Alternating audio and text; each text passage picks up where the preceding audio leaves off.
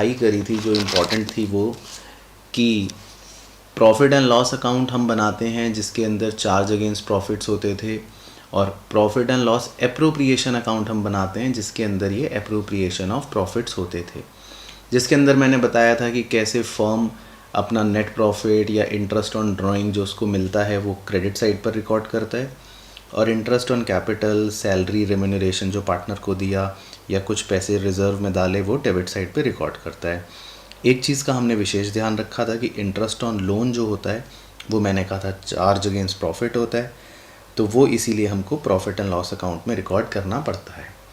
इसके अलावा मैनेजर का कमीशन या रेंट पेड टू पार्टनर भी हमने याद करे थे कि ये भी हमारे चार्ज अगेंस्ट प्रॉफिट ही होते हैं। तो बच्चों आज हम आगे का डिस्कशन शुरू करेंगे अपना, जिसमें सबसे पहले आज का हमारे दो छोटे छोटे टॉपिक्स पहले कवर करेंगे। पहला टॉपिक की हेडिंग आप डालना नेट प्रॉफिट वर्सेस डिस्ट्रीब्यूटेबल या ऑब्लिक इसको डिविजिबल प्रॉफिट्स भी बोलते हैं। तो इन दोनों में क्या डिफरेंस है, बस हमको छोटा सा वो समझना ज़रूरी है कि नेट प्रॉफिट किसे बोलते हैं और डिस्ट्रीब्यूटेबल या डिविजिबल प्रॉफिट किसे बोलते हैं। तो बच्चों ये जो छोटा सा पॉइंट है ये कई बार क्वेश्चन में आता है, तो इसलिए इन दोनों टर्म्स का डिफरेंस समझना हमको ज़रूरी है। मैं पहले आपको पुराने वाले अपने कॉन्सेप्ट से ही मार्क करके दिखा देता हूँ। नेट प्रॉफिट तो बच्चों वो होता है जो हमारा P&L अकाउंट के अंदर बचता है। मैं यहाँ हाथ का सिंबल बना रहा हूँ, तो इसको बोलते हैं नेट प्रॉफिट। ठीक है, इस पे मैंने 1 मार्क कर दिया। और डिस्ट्रीब्यूटेबल या डिविजिबल प्रॉफिट बोलते हैं बच्चों जो हमारा P&L एप्रोप्रिएशन अकाउंट के अंदर यहाँ पे लास्ट में बच रहा होता है, इस प्रॉफिट को बोलते हैं डिस्ट्रीब्यूटेबल प्रॉफिट। तो इस पे भी मैं हाथ का निशान बना देता हूँ और इस पे नंबरिंग कर देता हूँ नंबर 2। तो ये आप छोटी सी नंबरिंग अपने कॉन्सेप्ट रजिस्टर के अंदर ही आप भी कर लेना। नेट प्रॉफिट बोलते हैं इसको और डिस्ट्रीब्यूटेबल या डिविजिबल प्रॉफिट बोलते हैं इसको। तो ये डिफरेंस होता है। तो कई बार टर्म लिखी होती है नेट प्रॉफिट तो आप ये समझोगे या ये मतलब कुछ भी मान लो, और कई बार टर्म लिखी होगी डिस्ट्रीब्यूटेबल प्रॉफिट तो इसका मतलब कि वो इसकी बात कर रहा है। तो ये आप सिंबल बना लेना। तो नेट प्रॉफिट का मतलब ये बेसिकली जो हमने 1 नंबर वाला हाथ का निशान बनाया, और डिस्ट्रीब्यूटेबल प्रॉफिट या डिविजिबल प्रॉफिट का मतलब ये जो हमने 2 नंबर वाला हाथ का निशान बनाया। तो आप भी इसी में मार्क कर लेना जो आपने एक कॉन्सेप्ट बना रखा था। तो दिस इज़ नेट प्रॉफिट और दिस प्रॉफिट इज़ डिस्ट्रीब्यूटेबल या डिविजिबल प्रॉफिट। उसके बाद एक और छोटा सा कॉन्सेप्ट है, बहुत ही छोटा सा, drawings versus withdrawal of capital. इसका भी हमको ध्यान रखना होता है कि ड्राइंग्स एक अलग चीज़ है और विड्रॉल ऑफ कैपिटल एक अलग पॉइंट है। तो कई बार इसमें भी बच्चे कंफ्यूज या गलती कर देते हैं, इन दोनों चीज़ों को एक समझ लेते हैं। तो हमेशा ध्यान रखना है ड्राइंग्स एक अलग चीज़ होती है और विड्रॉल ऑफ कैपिटल एक अलग चीज़ होती है। ड्राइंग्स का नेचर माना जाता है कि ये टेम्परेरी नेचर की है। ठीक है ना, आपने आज पैसे निकाल लिए, हो सकता है कुछ दिनों बाद वापस ले आओगे। तो ड्राइंग्स को माना जाता है ये टेम्परेरी नेचर का होता है, और विड्रॉल ऑफ कैपिटल को माना जाता है कि आपने अपनी जो पूंजी थी जो आपने बिजनेस में इन्वेस्ट करी थी वो अब हमेशा हमेशा के लिए विड्रॉ कर ली, तो उसको माना जाता है परमानेंट नेचर का। अब इनमें फ़र्क करने का इफ़ेक्ट हमारे क्वेश्चनों में पड़ता है बच्चों, तो वो आप ध्यान से सुनना। जो ये ड्राइंग्स होती है, हम ड्राइंग्स पर इंटरेस्ट ऑन ड्राइंग्स कैलकुलेट करते हैं। ठीक है, इस पर इंटरेस्ट ऑन ड्राइंग्स कैलकुलेट करते हैं। इसका इफ़ेक्ट इंटरेस्ट ऑन कैपिटल या इस पर हमें कोई भी इंटरेस्ट ऑन कैपिटल कैलकुलेट नहीं करना पड़ता। लेकिन जो विड्रॉल ऑफ कैपिटल होती है, विड्रॉल ऑफ कैपिटल पर हम कभी भी इंटरेस्ट ऑन ड्राइंग्स को कैलकुलेट नहीं करेंगे, इस बात का ध्यान रखना है। जबकि जब हम इंटरेस्ट ऑन कैपिटल कैलकुलेट करा करेंगे तो उस पर इसका इफ़ेक्ट पड़ेगा।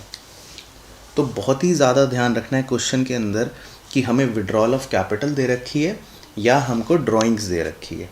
तो हालांकि जब हम क्वेश्चन करेंगे तो मैं खुद आपको इन बातों के लिए सतर्क करता रहूँगा। लेकिन अभी कॉन्सेप्ट में आपको ये बात नोट करनी है सो दैट जब रिवाइज करोगे आप तो आपको डिफरेंस पता हो। ड्राइंग्स एक अलग चीज़ है, एक अलग ट्रीटमेंट होगा। विड्रॉल ऑफ कैपिटल एक अलग चीज़ है, अलग ट्रीटमेंट होगा। ठीक है, तो ये कुछ दो छोटे छोटे से पॉइंट्स है, तो इसको भी कॉन्सेप्ट में लिखवाना ज़रूरी होता है ताकि बच्चे को याद रहे कि ये क्या डिफरेंसेस हैं। इसके बाद आप आइए नए फ्रेश पेज पर। अब मैं आपको क्या लिखवाऊंगा बच्चों कि जो हमने ये मेन टॉपिक पढ़ा था अपना, जो हमने टॉपिक पढ़ा था, इसकी जर्नल एंट्रीज़ हमसे एग्ज़ाम में पूछ लेता है। तो मैं इसी कॉन्सेप्ट की अब आपको जर्नल एंट्रीज़ लिखवाऊंगा, तो वो आप मेरे साथ साथ नोट करना अपने फ्रेश पेज पर, अपने रजिस्टर के अंदर। तो आप ऐसा करना, एक कॉलमनर फॉर्मेट बना लेना। पहले एक कॉलम और फिर दूसरा थोड़ा बड़ा और तीसरा भी थोड़ा बड़ा। तो इसमें मैं आइटम लिख दूंगा और फिर आपकी जर्नल एंट्री उसमें आपके साथ डिस्कस कर लूँगा। तो point number 1, interest on loan. ठीक है, एक तो इसकी जर्नल एंट्री लिखवाऊंगा। Point number 2, interest on capital, इसकी जर्नल एंट्री लिखवाऊंगा। Point number 3, interest on drawings, इसकी जर्नल एंट्री लिखवाऊंगा। और पॉइंट नंबर 4, रिजर्व, इसकी जर्नल एंट्री लिखवाऊंगा। इंटरेस्ट ऑन कैपिटल जो सेकंड पॉइंट है उसमें आप ऐसे लिख लेना, और पार्टनर्स सैलरी या ऑब्लिक कमीशन, क्योंकि सबकी सेम ही होती है, मतलब सबका इफेक्ट अल्टीमेटली एक ही होता है। तो 4 कॉन्सेप्चुअल एंट्रीज मैं आपको लिखवाऊंगा जो एग्जाम में पूछ सकता है। Interest on loan, interest on capital जो पार्टनर को हम देते हैं, या पार्टनर को जो सैलरी देते हैं, या पार्टनर को जो कमीशन देते हैं, तीनों की एक ही होगी। या इंटरेस्ट ऑन ड्राइंग की एंट्री जो हम पार्टनर से लेते हैं, या जो हम पैसे रिजर्व में ट्रांसफ़र करते हैं, ये जो हमने बनाया था ना पॉइंट यहाँ पे, ट्रांसफ़र टू रिजर्व, इसकी जर्नल एंट्री वो लिखवाऊँगा। और इनफैक्ट आपको एक प्रॉफिट की भी लिखवा दूँगा। फिफ्थ, जो फाइनल प्रॉफिट निकलता है या जिसको आप डिस्ट्रीब्यूटेबल प्रॉफिट बोलते हो, आपने सीख लिया, उस प्रॉफिट की भी क्या जर्नल एंट्री होती है वो भी अपने को पता होनी चाहिए। ठीक है, तो मैं रिकॉर्ड कर रहा हूँ बच्चों, आपको लिखवाना। और आपको अगर कहीं पर भी कोई डाउट या कहीं पर कुछ मिस हो जाएगा तो आप वीडियो को पॉज करके उसको दोबारा से नोट कर लेना। तो इंटरेस्ट ऑन लोन की बच्चों 2 एंट्रीज़ करी जाती हैं। इंटरेस्ट ऑन लोन की एक एंट्री तो होती है interest on loan account debit, क्योंकि ये एक्सपेंस है, टू लोन अकाउंट, एक एंट्री ये की जाती है। और फिर ईयर के एंड पर इस इंटरेस्ट ऑन लोन को P&L अकाउंट में डेबिट ट्रांसफ़र कर दिया जाता है। तो P&L account debit to interest on loan account. तो इसकी 2 एंट्रीज़ होती हैं।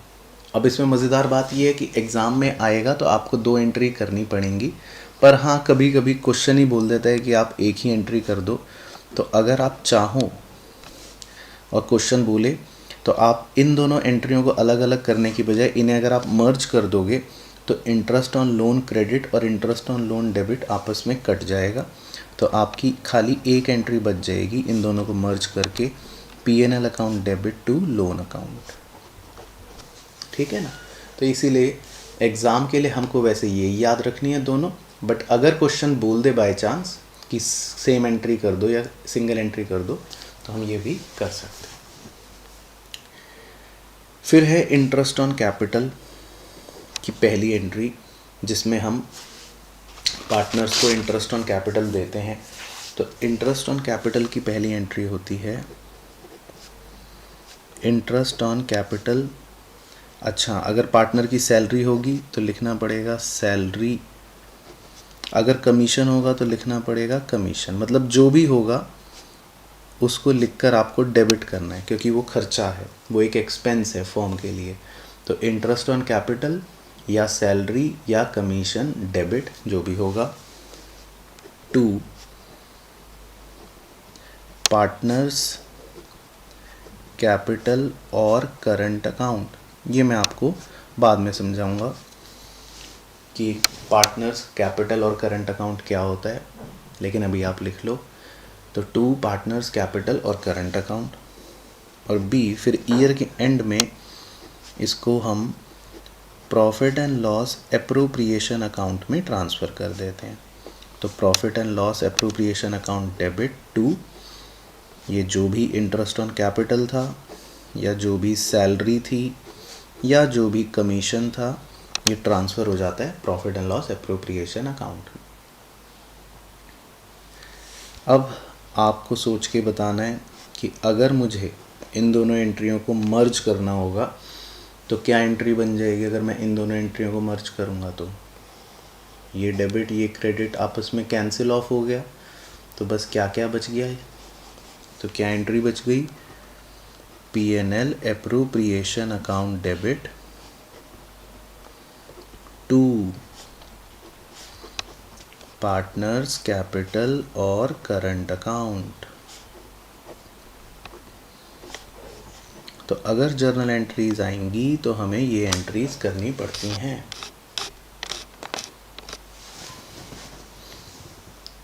ठीक है जी। उसके बाद इंटरेस्ट ऑन ड्राइंग। अब ये तो रेवेन्यू था फर्म के लिए, हमने समझा था, ये तो फर्म को मिलता है।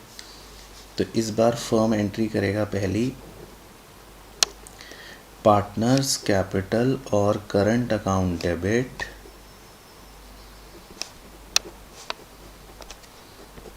To interest on drawings. तो इंटरेस्ट ऑन ड्राइंग्स को क्रेडिट करा क्योंकि ये रेवेन्यू है। और दूसरी एंट्री फिर इस इंटरेस्ट ऑन ड्राइंग को ईयर के एंड पर कहाँ ट्रांसफ़र कर दिया, तो interest on drawing account debit to P&L appropriation account. बस। और फिर से अगर क्वेश्चन हमसे पूछे कि भाई सिंगल एंट्री करके दिखाओ या खाली इन दोनों को मर्ज करके एक ही एंट्री करनी है, तो इंटरेस्ट ऑन ड्राइंग आपस में कैंसिल ऑफ हो जाएगा। तो बेसिकली क्या एंट्री बचेगी, सिर्फ पार्टनर्स कैपिटल और current account debit to P&L appropriation account. तो बच्चों ये कॉन्सेप्ट में आप नोट करते रहना, कहीं पर कुछ मिस हो जाए वीडियो को पॉज कर देना, बट नोट ज़रूर करना। This is very important concept. तो ये हो गया जी इंटरेस्ट ऑन ड्राइंग्स का। तो मैं एक बार आपको दिखा दूँ, आपको 3 एंट्रियाँ कौन सी लिखवा दी एग्ज़ाम के पर्सपेक्टिव से जो पूछेगा। Interest on loan, interest on drawing और इंटरेस्ट ऑन कैपिटल, और इसकी भी सेम होती है, तो सेम होती है। अब है लास्ट रिज़र्व की और फिर प्रॉफिट की, इन दोनों की एंट्री। तो रिज़र्व की एक ही एंट्री होती है।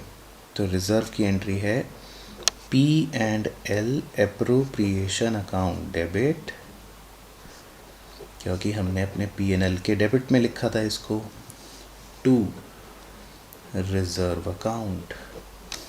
ठीक है। तो इसमें तो कुछ मर्ज करने की ज़रूरत ही नहीं है, तो ये एक ही है। तो P&L appropriation account debit to reserve account. और ये जो डिस्ट्रीब्यूटेबल प्रॉफिट आता है इसकी एंट्री भी लिख लो। कई बच्चे ये पढ़ते ही नहीं है, यहाँ तक पहुँचते पहुँचते अरे छोड़ो भाई बेकार। तो इसी को एग्ज़ाम में ज़्यादातर पूछ लेता है कि प्रॉफिट आया उसकी क्या एंट्री होगी। तो उसकी एंट्री होगी P&L एप्रोप्रिएशन अकाउंट डेबिट, क्योंकि हमने प्रॉफिट लिखा, टू पार्टनर्स कैपिटल और करंट अकाउंट। ठीक है। तो ये अभी आप याद कर लो, फिर इसका वो भी समझेंगे बाद में। मर्ज करेंगे तो कुछ होगा नहीं, सेम रहेगी। तो P&L appropriation account debit to partners capital और करंट अकाउंट। तो कई बार हमें लेजर प्रिपेयर करने को आ जाता है, टिक। तो लेजर आएगा तो लेजर बनाएंगे, और कई बार इन्हीं के छोटे छोटे पॉइंटों की जर्नल एंट्री भी आ जाती हैं। अब जो बोलूँगा वो ध्यान से सुनना। मैंने आपको ये लिखवा दी एंट्री, ये लिखवा दी एंट्री, ये लिखवा दी, ये लिखवा दी, ये लिखवा दी। अच्छा, नेट प्रॉफिट की एंट्री नहीं पूछेगा, जो हम ये तो ट्रांसफ़र कर रहे हैं, और मैंने इंटरेस्ट ऑन लोन की एंट्री भी लिखवा दी। मैनेजर कमीशन की अगर जर्नल एंट्री पूछ ले, हालांकि पूछेगा नहीं, तो आपकी एंट्री होगी P&L account debit to manager commission. और अगर रेंट की एंट्री पूछ ले बाय चांस, तो क्या होगी P&L account debit to rent. तो ये पूछेगा नहीं, इसीलिए मैंने लिखवाई नहीं, ज़्यादा रेलिवेंट नहीं है। बट अगर पूछ ले तो एग्ज़ाम में छोड़ के मत आ जाना, P&L account debit to manager commission, P&L account debit to rent paid. ठीक है, तो ये हो गई हमारी बेसिक कॉन्सेप्चुअल जर्नल एंट्री। इसके बाद आगे बढ़ते हैं। ये टॉपिक है, आप कॉन्सेप्ट में ही नोट करना। इसके बाद आपको हेडिंग डालनी है partners capital account system. Partners capital account system. अब बच्चों, पार्टनर्स जो हैं उनसे संबंधित भी अकाउंटिंग करनी पड़ती है। फर्म ने तो अपनी अकाउंटिंग कर ली, फर्म ने तो देख लिया मुनाफा हुआ, पैसे मिले, खर्चा हुआ, प्रॉफिट बच गया, तो फर्म की तो अकाउंटिंग हो गई। लेकिन फर्म को अपने पास जो उसके पार्टनर्स हैं उसका भी लेखा जोखा अपने पास पूरा रिकॉर्ड करना पड़ता है, या यूँ कह लो मेंटेन करना पड़ता है। तो फर्म जो है वो अपने पार्टनर्स का भी पूरा लेखा जोखा मेंटेन करके चलती है। तो कैसे मेंटेन करती है, उसका क्या सिस्टम होता है? तो बच्चों, इसमें दो सिस्टम्स होते हैं, दो तरीके होते हैं। ठीक है जी। एक तरीके का नाम होता है फिक्स्ड कैपिटल अकाउंट सिस्टम, और एक सिस्टम का नाम होता है फ्लक्चुएटिंग कैपिटल अकाउंट सिस्टम। ठीक है, तो पहले मैं आपको मीनिंग समझा देता हूँ, फिर देखते हैं कि दोनों में क्या फ़र्क है। अब फिक्स्ड कैपिटल अकाउंट सिस्टम जो है, अभी इसके नाम पे मत जाओ, पहले मैं आपको मीनिंग समझा देता हूँ, फिर आपको सब लिखवाऊँगा। आप ऐसा समझ लो कि आपके पास दो तरीके हैं। ठीक है ना, आप मान लो एक बच्चा है जिसके पास दो तरीके हैं। एक बच्चा ये सोचता है कि मैं अपने पास दो मटके रखूँगा। ठीक है, मैं अपने पास दो मटके रखूँगा। एक मटका रखूँगा जिसमें मुझे अपने पापा से एक फिक्स्ड पॉकेट मनी मिलती है कि भाई महीना शुरू होगा तो महीने शुरू होते ही हम तुम्हें 1000 रुपये दे देंगे। तो बच्चा क्या करता है, वो 1000 रुपये इस मटके में डाल देता है और इसमें ढक्कन लगा देता है ऊपर से। अब उसके बाद बच्चे को जहाँ से भी और कहीं से पैसे मिल रहे हैं, मान लो वो नानी के घर गया, वहाँ से पैसे मिले, या उसको अपने दोस्त से कहीं से पैसे मिले, या उसको सड़क पे जाते हुए 100 रुपये का नोट मिल गया, तो वो जो भी उसकी और दूसरी तरह की इनकम्स होती हैं वो दूसरे मटके में रखता रहता है। मान लो उसको कभी खर्चा करना है, उसको मोमोज़ खाने थे, मोमोज़ वाले को 50 रुपये पे करने थे, तो इसी मटके में से निकाल के देगा। तो बच्चा क्या करता है, एक मटका अपने पास ऐसा रखता है जो बिल्कुल वो टच नहीं करेगा। कहता है इसमें तो मुझे पापा से जो पैसे मिल गए शुरू में, बस वो मैं डाल दूंगा, और ये मटके पे मैंने ढक्कन रख दिया है, अब मैं इसको कभी हाथ नहीं लगाऊंगा, ये मेरा फिक्स्ड हो गया, बस ये तो अब इतना ही रहेगा। हाँ, अनलेस एंड अनटिल कुछ बहुत ज़्यादा कुछ करना होगा तो अलग बात है, लेकिन इसको मैं फिक्स रखूँगा। हाँ, रोज़मर्रा के कामकाज के लिए कहीं से पैसे मिले, इधर उधर से कहीं पैसे देने पड़ गए, तो मैं दूसरे मटके में से इस्तेमाल करूँगा, लेकिन ये पापा वाले पैसों को मैं हाथ नहीं लगाऊंगा। तो एक बच्चा ये तरीका फॉलो करता है। लेकिन दूसरा बच्चा कहता है यार दो दो मटके रखने में क्या ये टेंशन होगी, एक मटका बनाओ। तो वो बच्चा क्या करता है, उसको पापा से पैसे मिले 1000 रुपये, वो भी इस मटके में, नानी से पैसे मिले वो भी इस मटके में, कहीं दोस्त से पैसे मिले वो भी इस मटके में, मोमोज़ खाने के पैसे देने वो भी इसी मटके से पे होंगे। तो उसको ये दो दो मटकों का झमेला नहीं करना। तो ये बच्चा सोचता है कि मैं तो सारी चीज़ें एक ही मटके में रिकॉर्ड करता रहूँगा, तो जो भी आएगा वो भी इसमें, जो भी जाएगा वो भी इससे। तो वो कोई भी मटका अपना एक फिक्स्ड नहीं रखता, मतलब कि उसके मटका कोई इस प्रकार का मटका नहीं होगा, वो उसके अपने पैसे एक ही जगह आते रहेंगे, वहीं से जाते रहेंगे। तो बच्चों दो मेथड्स होते हैं पार्टनर्स के पास भी इसी तरह से काम करने के। एक होता है फिक्स्ड कैपिटल अकाउंट सिस्टम। तो फिक्स्ड कैपिटल अकाउंट सिस्टम के अंदर लिखो मेरे साथ साथ, पार्टनर्स मेंटेन टू अकाउंट्स, दो मटके बनाते हैं पार्टनर्स। ये रहा, ये वाला सिस्टम। तो इसमें पार्टनर दो मटके बनाते हैं। और फ्लक्चुएटिंग कैपिटल अकाउंट सिस्टम में लिख लो, partners maintain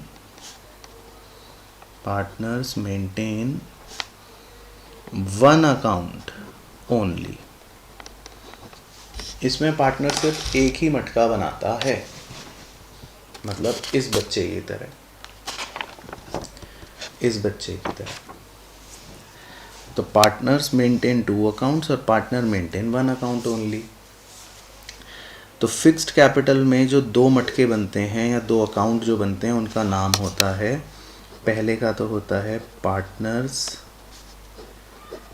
capital account bracket में फिक्स्ड, यानी ये वो है मटका जो पापा से 1000 रुपये मिले और बस उसको मटके में रख दिया और वो फिक्स हो गया बस, यानी ये वाला मटका। ठीक है ना जी। तो एक मटका बन गया ये पार्टनर्स कैपिटल अकाउंट फिक्स्ड। इसको बच्चों बोलते हैं पार्टनर्स कैपिटल अकाउंट बोलते हैं इसको, फिक्स्ड वाला। और दूसरा मटका जो ये वाला होता है जिसमें पैसे आते हैं जाते हैं, आते हैं जाते हैं, चलता रहता है चालू खाते की तरह, तो इसीलिए इसको नाम वो देते हैं दूसरे मटके को पार्टनर्स करंट अकाउंट। तो दूसरे मटके का नाम होता है पार्टनर्स करंट अकाउंट। तो इस मेथड में दो मटके बनाए जाते हैं, एक बनाया जाता है पार्टनर्स कैपिटल अकाउंट फिक्स्ड और एक बनाया जाता है पार्टनर्स करंट अकाउंट। जबकि इस मेथड में तो एक ही खाता बनता है, एक ही मटका बनता है, जैसा आप देख सकते हो, जिसमें ही सब कुछ आ जाता है। तो इसका तो बस एक ही नाम होता है, इसको बोलते हैं बस सीधा सीधा पार्टनर्स कैपिटल अकाउंट।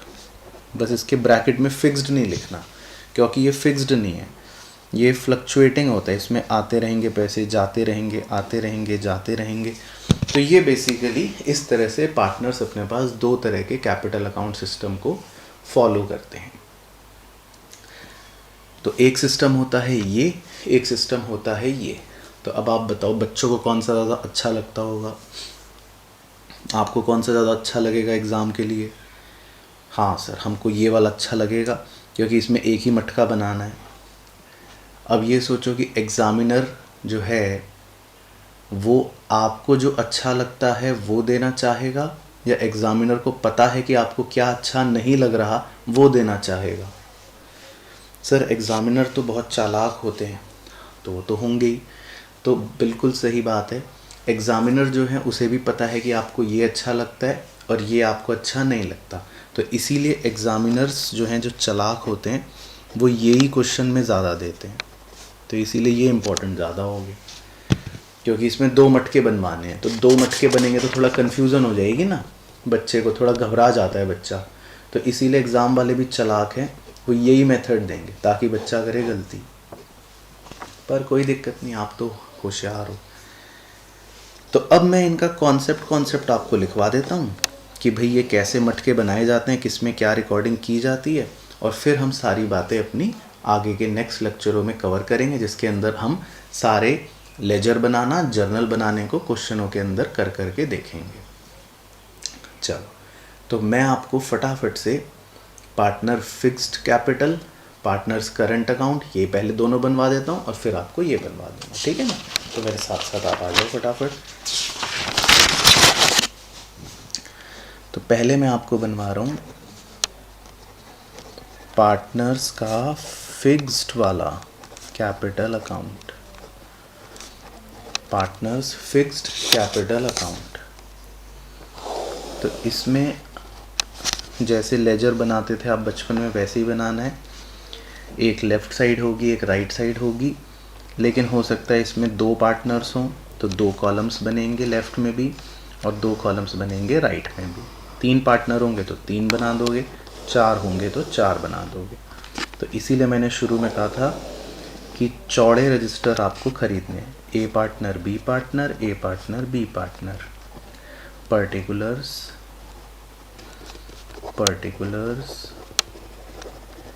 डेबिट और क्रेडिट।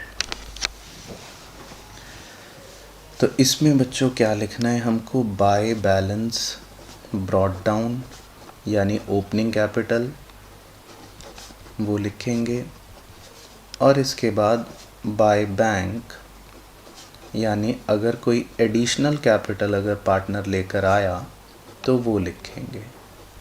बस 2 चीज़ें लिख के टोटल। डेबिट में टू बैंक यानी अगर कोई विड्रॉल ऑफ कैपिटल हुई है, ध्यान रखना है विड्रॉल ऑफ कैपिटल, ये ड्राइंग्स नहीं लिख रहा मैं, विड्रॉल ऑफ कैपिटल हुई है तो डेबिट, और टू बैलेंस सीडी यानी क्लोजिंग कैपिटल। बस, तो ये तो ढांचा होता है फिक्स्ड कैपिटल अकाउंट का। ये मटका फिक्स हो गया, इसमें ज़्यादा और कुछ बातें आती नहीं है, ये मटका जो है ये फिक्स हो गया। और दूसरा होता है, दूसरा मटका चालू खाता, पार्टनर्स करंट अकाउंट। तो पार्टनर्स करंट अकाउंट जो है वो बेसिकली थोड़ा सा बड़ा बनता है, स्ट्रक्चर उसका भी ऐसे ही होता है।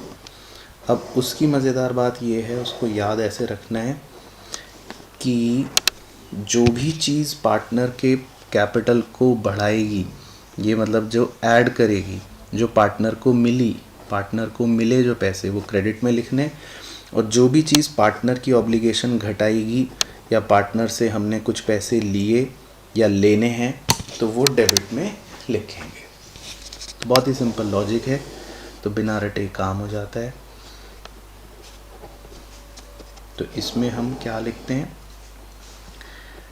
इसमें भी opening balance by balance BD, current account का ओपनिंग बैलेंस दिया होगा, और अगर डेबिट बैलेंस दिया होगा तो टू बैलेंस बीडी, ठीक है, ओपनिंग बैलेंस।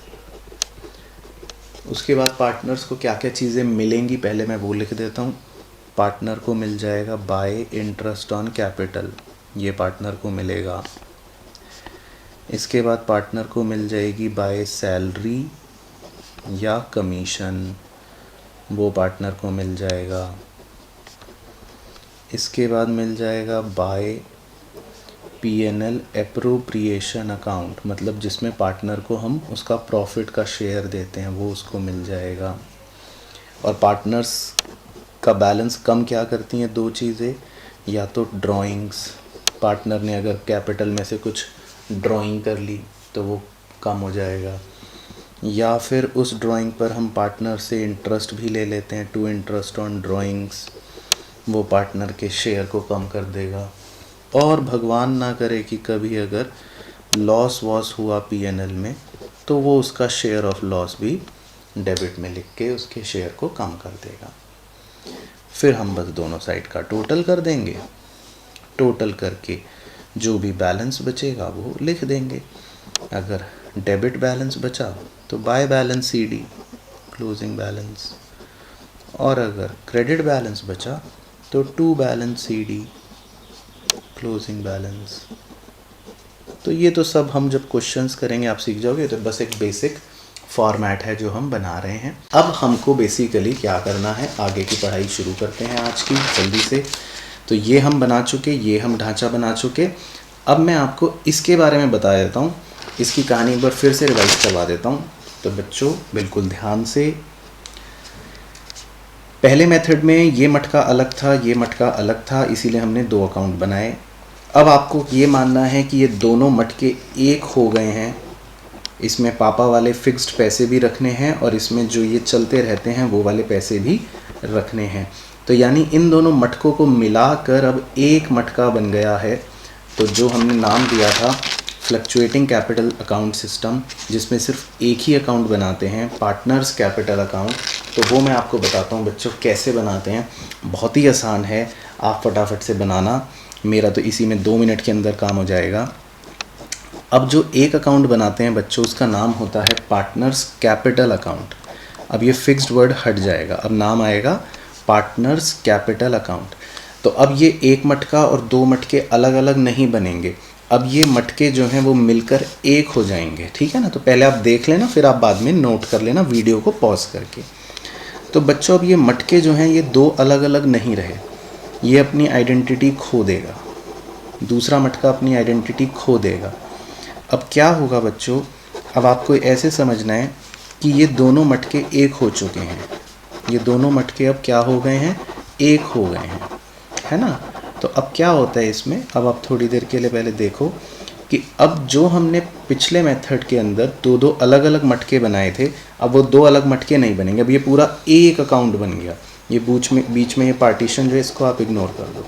अब ये ऐसी नज़रों से देखो कि ये कुछ है ही नहीं, ये बीच में जो दीवार थी ये हट गई, अब ये पूरा का पूरा एक अकाउंट बन गया है, ठीक है ना। ये पूरा का पूरा एक अकाउंट बन गया। Now this is only one account, इस पूरे का नाम हो गया पार्टनर्स कैपिटल अकाउंट, ये पूरा एक अकाउंट बन गया, ठीक है। तो बस इसमें क्या फ़र्क पड़ेगा वो मैं बताता हूँ, बस आप सुन लेना फिर आप नोट करना।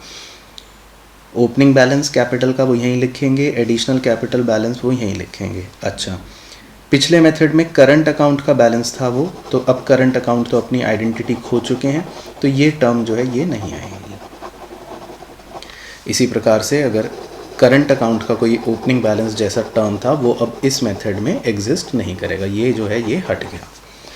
इसके अलावा लॉजिक वही है, पार्टनर को अगर हमने कुछ दिया या पार्टनर की कैपिटल को कोई भी चीज़ जो प्लस कर रही है वो इधर आती रहेगी, इंटरेस्ट ऑन कैपिटल वो आ जाएगा, पार्टनर को जो सैलरी और कमीशन दिया वो आ जाएगा, पार्टनर का शेयर ऑफ प्रॉफिट जो है वो आ जाएगा, और पार्टनर का अगर कोई बैलेंस जो है वो बचेगा वो आ जाएगा। और इसी तरह डेबिट साइड में विड्रॉल ऑफ कैपिटल आ जाएगी, क्लोजिंग कैपिटल जो है वो यहाँ पर फ़िलहाल तो नहीं बचेगी क्योंकि वो नीचे बच रही होगी, तो ये हटा देता हूँ। इसके अलावा ड्राइंग्स जो है वो एज इट इज़ आ जाएगी, interest on drawing as it is आ जाएगी, और अगर कोई पार्टनर का शेयर ऑफ लॉस होगा तो वो एज इट इज़ आ जाएगा, और ये बच जाएगा उसका क्लोजिंग कैपिटल का बैलेंस, ठीक है जी। तो बेसिकली जब हम fluctuating capital account system follow करते हैं, एक बार आप देख लो ध्यान से ये वाला, तो इसमें सिर्फ एक ही अकाउंट हम बनाते हैं।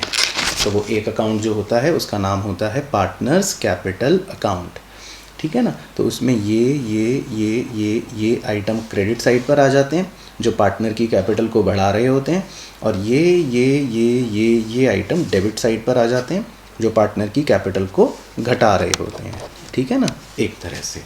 और बाकी इसमें करंट अकाउंट जैसी नामक कोई भी चीज़ इसमें नहीं होती, ठीक है ना।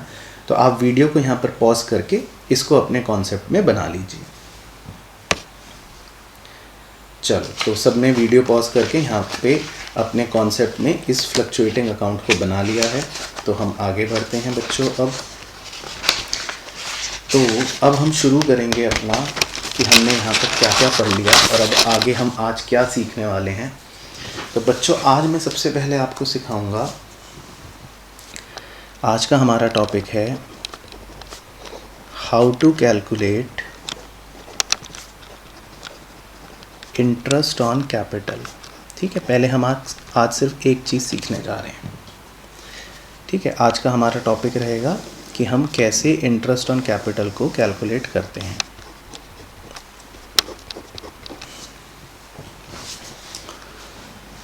How to calculate interest on capital, ठीक है। आप वीडियो को पॉज करके नोट कर लेना अपने रजिस्टर में, पहले मैं पूरा एक्सप्लेन कर देता हूँ, पहले आप ध्यान से समझ लेना और फिर देन नोट कर लेना। साथ साथ करोगे तो हो सकता है माइंड और हैंड कोऑर्डिनेशन उतना ना रहे।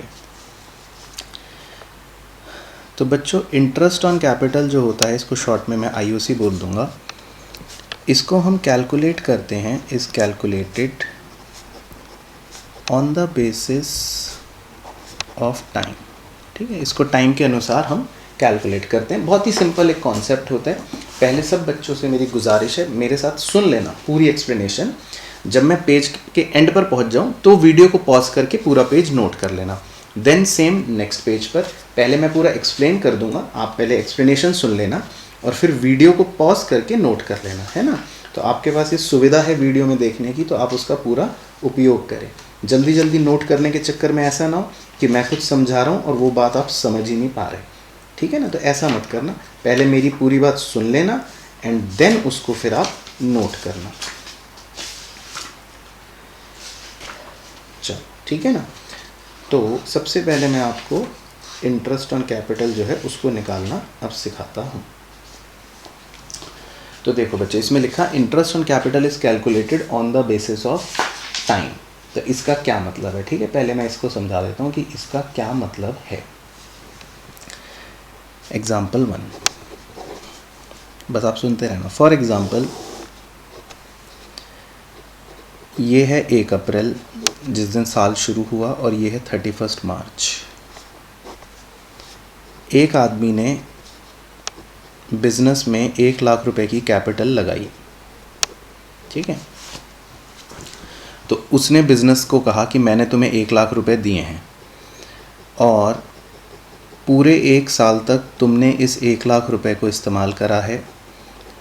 तो अब साल के एंड में वो बिज़नेस से कहता है बताओ तुम मुझे इस पर कितना इंटरेस्ट दोगे। तो बिज़नेस कहता है 10%। तो बिज़नेस 10% के हिसाब से उसकी कैपिटल पर उसको 10,000 रुपये का इंटरेस्ट दे देगा। So simple. तो इंटरेस्ट ऑन कैपिटल क्या है, बेसिकली कि जो प्रोप्राइटर ने कैपिटल दे रखी है उस पर उसको इंटरेस्ट मिल गया, बस। एग्जाम्पल 2, फिर से कोई कहानी बना लेता हूँ। 1 अप्रैल, इस बार फिर से उसने बिजनेस में 1 लाख रुपए की पूंजी डाली। सपोज 1 लाख लेकर बिजनेस चलता रहा। फॉर एग्जाम्पल 3 महीने के बाद, आफ्टर 3 मंथ्स, वो एडिशनल कैपिटल यानी घर से और रुपए लेकर आ गया। वो कितने रुपए एडिशनल कैपिटल, मतलब उसको लगा 1 लाख रुपए में तो पूंजी में काम होगा नहीं, वो 50,000 रुपये लेकर और आ गया। तो अब बिजनेस की टोटल कैपिटल कितनी हो गई होगी, बिजनेस की कैपिटल कितनी बन गई होगी, राइट, 1,50,000 बन गई होगी। तो अगले 9 महीने तक काम चला। तो अगले 9 महीने तक बिजनेस में 1.5 लाख रुपए के साथ काम चला और फिर से ईयर का एंड आ गया 31 मार्च। अब फिर से प्रोप्राइटर या पार्टनर ने बिजनेस से कहा तुम मेरी कैपिटल के बदले में क्या दोगे। तो फर्म ने कहा हम तुम्हें इंटरेस्ट देंगे। बच्चों, ये इंटरेस्ट हमेशा पर एनम होता है आमतौर पे, हम तुम्हें इंटरेस्ट पर एनम देंगे 10% का। तो अब इस बार जो है इंटरेस्ट, क्योंकि हम टाइम के हिसाब से निकालते हैं, बहुत ही सिंपल सी, ये तो कॉमन सेंस है। तो जब मैं इस बार इंटरेस्ट निकालूंगा बच्चों, तो आप देखो 1 लाख रुपए की जो कैपिटल है वो क्योंकि सिर्फ 3 महीने तक ही चली, तो मैं 1 लाख रुपए का 10% निकालूंगा सिर्फ 3 महीने का, जो कि आ जाएगा 3,000। और उसके बाद क्योंकि कैपिटल 1,50,000 हो गई जो 9 महीने तक चली, तो अगला जो 10% निकलेगा वो निकलेगा सिर्फ 9 महीने का 1.5 लाख पर 10%। तो वो आ जाएगा हमारा, कितना आ जाएगा जी, फटाफट से कर लेते हैं, तब तक आप अपने मन में सोच के जल्दी से बताओ। 11,250। तो यानी कि ईयर के अंत पे पार्टनर को टोटल इंटरेस्ट मिलेगा 3,000 और 11,250 यानी 14,250। तो इसको समझो, इसको देखो, चाहे तो वीडियो को दोबारा से रिवाइंड करके सुनो, बट मुझे ये बता देना कि भाई ये आपको समझ आया कि नहीं, ठीक है ना। बहुत ही सिंपल है बच्चों, हमें समय के अनुसार इंटरेस्ट निकालना है, ठीक है। दोबारा से देख लो, 1 लाख रुपए कितने महीने चले, 3 महीने, तो 3 महीने का ब्याज, फिर 1,50,000 कैपिटल हो गई 9 महीने, तो उस पर 9 महीने का ब्याज। तो एक तरह से कितना हो गया टोटल इंटरेस्ट, 14,250, ठीक है। एग्जाम्पल 3, ठीक है बच्चों। कैसे फॉलो करना है आपको अपनी पढ़ाई को। अब मेरा पेज ये पूरा हो गया, आप वीडियो को यहाँ पे पॉज कर देना, पूरा पेज नोट कर लेना। ये आपका कॉन्सेप्ट रजिस्टर ही है, अभी तक कॉन्सेप्ट ही चल रहा है। ठीक है, वीडियो को पॉज कर देना और जब ये पेज लिख लो देन वीडियो को वापस से प्ले कर देना, ठीक है ना। तो एग्जाम्पल नंबर 3, 1 अप्रैल और 31 मार्च फिर से। इस बार फिर से पार्टनर ने कैपिटल दी 1 लाख रुपए की फॉर एग्जाम्पल, और 1 लाख रुपए बिजनेस में चले चले चले चले चले। सपोज 2 महीने के बाद आफ्टर 2 मंथ्स पार्टनर को लगा कि भाई पैसे जो हैं ये ज़्यादा हैं, इतने पैसों की आवश्यकता नहीं है, तो उसने क्या करा, कैपिटल को विड्रॉ कर लिया, विड्रॉल ऑफ कैपिटल। उसमें से उसने 40,000 रुपये विड्रॉ कर लिए। तो बताओ अब उसकी कैपिटल कितनी हो गई होगी बिजनेस में, बोलो। अगर उसने 40,000 कैपिटल विड्रॉ कर ली तो कितनी हो गई होगी, राइट, 60,000 हो गई होगी। तो बिजनेस में फिर अगले 10 महीने तक, मैं मान रहा हूँ अगले 10 महीने तक कितने कैपिटल चलती रही, 60,000 60,000 60,000 60,000। तो फिर से ईयर के एंड पर फर्म कहेगी हम तुम्हें 10% पर एनम का ब्याज देंगे, है ना। तो अब फिर से हम इंटरेस्ट अगर निकालेंगे तो कैपिटल पर कैसे निकालेंगे, 1 लाख रुपए पर 10% निकालेंगे सिर्फ 2 महीने का। तो वो कितना आ जाएगा, वो आ जाएगा 1667 अप्रॉक्स। और जो 60,000 रुपये है फिर कैपिटल जो हो गई, उस पर 10% आप निकालोगे कितने महीने का, रिमेनिंग 10 महीने का, यानी 10/12। तो वो कितना आ जाएगा, 5,000 रुपये। तो कुल मिलाकर जब उसको साल के एंड में टोटल इंटरेस्ट ऑन कैपिटल मिलेगा वो मिलेगा 6667। ठीक है बच्चों। तो इंटरेस्ट ऑन कैपिटल जो होता है वो हम निकालते हैं समय के अनुसार, अकॉर्डिंग टू टाइम।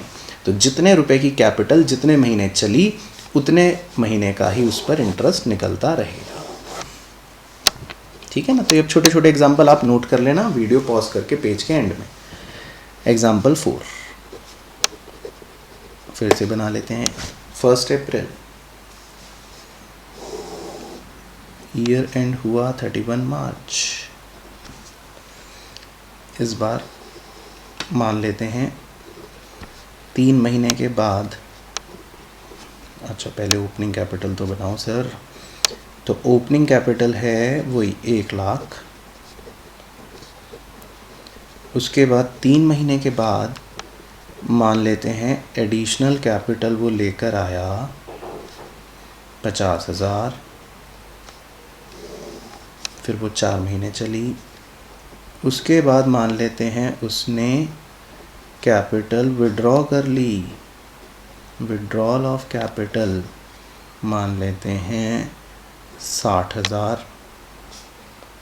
और फिर कितने महीने बच गए, बस 3 और 4 7 5 महीने बस वो चलते रहे, ठीक है जी। मान लो इस तरह का क्वेश्चन आ गया और अब ईयर के एंड पर हमें उसको वही 10% का इंटरेस्ट देना है पर एनम, ठीक है। तो बच्चों बहुत ही सिंपल है, ये तो बहुत ही ज़्यादा सिंपल है। बस आप मुझे बस ये बताओ 1 लाख रुपए चले चले चले चले चले चले चले चले कितने महीने चले, 3 महीने चले। तो इसका 10% तो निकालेंगे हम 3 महीने का, ठीक है, वो आ जाएगा 2500। फिर उसके बाद वो एक एडिशनल कैपिटल 50,000 और लेकर आया। तो अब उसकी कैपिटल कितनी हो गई होगी, 1 लाख रुपए थे, 1 लाख के बाद 50,000 एडिशनल कैपिटल वो और ले आया। तो अब उसकी कैपिटल कितनी हो गई होगी, 1,50,000। और 1,50,000 कितने महीने चले, 1 2 3 4 महीने चले। तो 10% आप निकालोगे इस बार 4 महीने का, वो आ जाएगा 5,000, ठीक है। फिर उसके बाद लिखा है उसने 60,000 रुपये विड्रॉ कर लिए, 60,000 रुपये उसने क्या कर लिए, विड्रॉ कर लिए, मतलब निकाल लिए। तो उसकी कैपिटल 1,50,000 थी, 1,50,000 अब उसमें से उसने 60,000 विड्रॉ कर लिए। तो कितने बचे खाली, 90,000। और वो कितने महीने चले, 5 महीने। तो सिर्फ इस पर निकलेगा 5 महीने का ब्याज। तो वो कितना आएगा सर, वो आएगा 3750। तो कुल मिला के जब उसको ईयर के एंड पर इंटरेस्ट मिलेगा तो कितना मिलेगा 2500 प्लस 5000 प्लस 3750, तो कितना हो गया टोटल 11250। तो उसको इंटरेस्ट मिलेगा 11250 total. As simple as that. ठीक है जी। तो मैंने आपको देखो 4 एग्जाम्पल करा दिए और मैं उम्मीद कर रहा हूँ आपको समझ आया होगा कि कितना सिंपल है इंटरेस्ट ऑन कैपिटल को निकालना समय के अनुसार। ठीक है ना, टाइम देखना है कितने समय तक कितनी कैपिटल चली उसको निकालना है। ठीक है, तो आप वीडियो पॉज करके यहाँ तक नोट कर लेना। तो ये तो था पॉइंट नंबर 1 और उसके 4 एग्जाम्पल्स। अब आगे बढ़ते हैं। कई बार क्या होता है, when opening capital is missing, opening capital नहीं दे रखी होती बस, तो ये जो है परेशानी हो जाती है। अब क्यों परेशानी हो जाती है पहले आपको बताता हूँ वाई। हमें इस एग्जाम्पल में पता था कि हम 1 लाख रुपए से चले हैं, इस एग्जाम्पल में भी पता था 1 लाख रुपए से चले हैं, इस एग्जाम्पल में भी पता था कि हम 1 लाख रुपए से आगे चले हैं, इस एग्जाम्पल में भी पता था कि हम 1 लाख रुपए से आगे चले हैं। ठीक है जी। अब मान लो कुछ ऐसा हो जाए, क्वेश्चन में ऐसा दे रखा हो कि यही नहीं बता रखा कि 1 अप्रैल को कैपिटल क्या थी, और क्वेश्चन उसने बना दिया कि इस दिन हमने कुछ एडिशनल कैपिटल लेकर आए, इस दिन हमने कुछ विड्रॉ ऑफ कैपिटल करी, ईयर के एंड पर 10% निकालो। तो आप क्या कहोगे उससे, अरे भाई साहब ये तो बता दो कि पहले कितने रुपए थे, मैं तभी तो आगे चलूँगा, तभी तो मैं 10% लगाऊंगा 3 महीने का, तभी तो आगे कुछ सॉल्व करना शुरू करूँगा। अब तुमने तो यही नहीं बता रखी। तो ये थोड़ा तकलीफ दे हो जाती है बात, और एग्जामिनर को ये बात पता है। तो बस, तो एग्ज़ाम में क्वेश्चन जो आता है वो इसी का आता है, वो आपको ओपनिंग कैपिटल बताएगा नहीं। ठीक है ना, तो कोई बात नहीं है, हम कौन सा डरते हैं। तो ओपनिंग कैपिटल अगर ना बता रखा हो तो मैं आपको एक फार्मूला दे रहा हूँ कॉन्सेप्चुअल, उसको भी नोट कर लेते हैं। बस उस फार्मूले को इस्तेमाल कर लेंगे, अभी आप कॉन्सेप्ट में नोट भी कर लेना, तो उससे हमारी ओपनिंग कैपिटल निकल जाएगी। अच्छा, तो ओपनिंग कैपिटल जो निकालते हैं उसका जो फॉर्मूला है वो डिपेंड करेगा, मेरी बात बहुत ध्यान से सुनना, वो डिपेंड करेगा इस बात पर कि आप कौन सा कैपिटल अकाउंट का मेथड फॉलो कर रहे हैं। मेरी बात ध्यान से सुनी, तो इसीलिए इस बात का और आज की बात का लिंक है। अगर हम पहला मेथड फॉलो करेंगे फिक्स्ड कैपिटल सिस्टम तो अलग फार्मूला लिखवाऊंगा, और अगर हम फ्लक्चुएटिंग कैपिटल फॉलो करेंगे तो अलग फार्मूला लिखवाऊंगा। तो लिखते हैं छोटी सी हेडिंग बना के कि फिक्स्ड कैपिटल सिस्टम अगर है तो क्या फार्मूला बनेगा। तो सिंपल फार्मूला होता है क्लोजिंग कैपिटल, जो भी गिवन होगी बच्चों, ये दे रखी होगी, ये भी नहीं दे रखी होगी तो ऐसा हो ही नहीं सकता, ये आपको दे रखी होगी, प्लस उसमें करना है विड्रॉल ऑफ कैपिटल, ये भी दिया होगा, नहीं दिया होगा तो ज़ीरो ले लेना, माइनस आपको करना है एडिशनल कैपिटल, ये भी आपको दिया होगा, नहीं दिया होगा तो ज़ीरो ले लेना। अब बस ये आ गई आपकी ओपनिंग कैपिटल, सिंपल। और उसके बाद रिमेनिंग प्रोसेसेस सेम, बस यही तो निकालने तक की दिक्कत थी। उसके बाद तो आप जैसे आपने अभी पिछले एग्जाम्पलों में करा बस वैसे करते चलोगे, अपना ये पता चल गई, बस फिर तो आगे बढ़ो, इंटरेस्ट निकालो, आगे बढ़ो, इंटरेस्ट निकालो, आगे बढ़ो और इंटरेस्ट निकालो, तो रिमेनिंग प्रोसेसेस सेम। अच्छा, लेकिन अगर फ्लक्चुएटिंग कैपिटल सिस्टम फॉलो हो रहा है तो क्या फॉर्मूला होगा, तो वो भी आप लिख लो। ये आप मेरे साथ साथ ही लिख सकते हो, क्योंकि कुछ समझना नहीं है तो जस्ट अभी आप नोट कर रहे हैं ना, तो इसमें कोई टेंशन नहीं है अपने को। तो हमारा फॉर्मूला होगा closing capital plus withdrawal of capital, ये दे रखा होगा तो लिख लेना, नहीं तो ज़ीरो। ठीक है, तो ये तो सेम हो गया पिछले वाले से, ये तो दोनों सेम हो गए पिछले वाले से। प्लस अब देखो रेड पेन से लिख रहा हूँ, जो पिछले में नहीं थे वो लिख रहा हूँ जानबूझ के डिस्टिंग्विश करने के लिए। ड्राइंग्स वो भी प्लस होंगी इसमें, प्लस इंटरेस्ट ऑन ड्राइंग्स वो भी प्लस होंगी, प्लस शेयर ऑफ लॉस वो भी प्लस होगा। अगर ये दे रखे होंगे तो, नहीं दे रखे होंगे तो ज़ीरो लेना, ऐसा नहीं कि ज़बरदस्ती प्लस करना है ऐसा कुछ। माइनस एडिशनल कैपिटल, ये दे रखी होगी तो ले लो, नहीं तो ज़ीरो एडिशनल कैपिटल। तो ये ब्लैक पेन से इसलिए लिखी क्योंकि ये उसमें भी थी माइनस एडिशनल कैपिटल, यहाँ पे भी माइनस एडिशनल कैपिटल। लेकिन रेड पेन से और भी कुछ चीज़ें माइनस होंगी। माइनस पार्टनर्स सैलरी अगर होगी तो, माइनस इंटरेस्ट ऑन कैपिटल अगर होगा तो। हालांकि ये होते नहीं हैं, सब ज़ीरो हैं, लेकिन फिर भी फॉर्मूला लिख रहे हैं कॉन्सेप्चुअल तो लिखवाना पड़ता है। माइनस शेयर ऑफ प्रॉफिट अगर कोई दिया होगा तो फिर ये सब करके हमारा जो फाइनल आंसर आ जाएगा वो आ जाएगा ओपनिंग कैपिटल। तो फ्लक्चुएटिंग कैपिटल सिस्टम जिसमें एक ही मटका बनाते थे, इसमें फॉर्मूला थोड़ा सा बड़ा है, और फिक्स्ड कैपिटल सिस्टम जिसमें हम दो मटके बनाते हैं तो इसका फॉर्मूला थोड़ा छोटा है। ठीक है ना, तो आप पहले वीडियो पॉज करके इसको नोट कर लेना, फिर मैं आगे कुछ समझाता हूँ। ठीक है, तो आपने नोट कर लिया। अब सुने बच्चे, अब इसको अगर याद करने का तरीका सर सिखा दो तो मज़ा आ जाए। तो याद करने का तरीका सिखा देता हूँ। पहले फ्लक्चुएटिंग कैपिटल सिस्टम का तरीका सिखा देता हूँ आपको। आपने फ्लक्चुएटिंग कैपिटल सिस्टम का कैपिटल अकाउंट बनाया था ना, आज ही बनाया था, ये देखो ये आज ही बनाया था। तो इसको याद करने का तरीका बता देता हूँ। क्लोजिंग कैपिटल यानी कि ये, प्लस विड्रॉल ऑफ कैपिटल यानी कि ये, प्लस ड्राइंग्स यानी कि ये, प्लस इंटरेस्ट ऑन ड्राइंग्स यानी कि ये, प्लस शेयर ऑफ लॉस यानी कि ये। तो बेसिकली फॉर्मूला कुछ भी नहीं है, बच्चे रटते रहते हैं फॉर्मूला फॉर्मूला फॉर्मूला। फॉर्मूला कुछ भी नहीं है, हमने बेसिकली डेबिट साइड का टोटल कर लिया है। ओ गॉड भाई, ये प्लस ये प्लस ये प्लस ये प्लस ये, बेसिकली ये जो वैल्यू लिखी हुई है, ये जो टोटल लिखा हुआ है, मान लो एक पार्टनर की बात करूं ए की, तो बी के लिए भी सेम ही होगा वैसे तो, लेकिन ये प्लस ये प्लस ये प्लस ये प्लस ये, तो ये सारे डेबिट्स का टोटल है बेसिकली।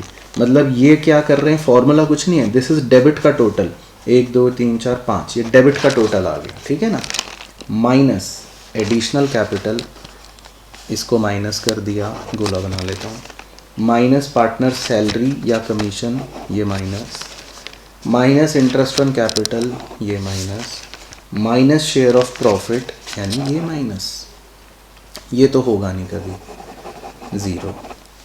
तो पहले इधर का टोटल प्लस प्लस प्लस करवा दिया, फिर कह रहा है ये माइनस कर दो, ये माइनस कर दो, ये माइनस कर दो, ये माइनस कर दो। तो खुद सोचो, आप तो 11th के चैंप हो, इस टोटल में से ये माइनस ये माइनस ये माइनस और ये माइनस कर दोगे, टोटल सेम होता है, तो बैलेंस क्या बच जाएगा, ये फिगर बच जाएगी एज ए बैलेंसिंग फिगर।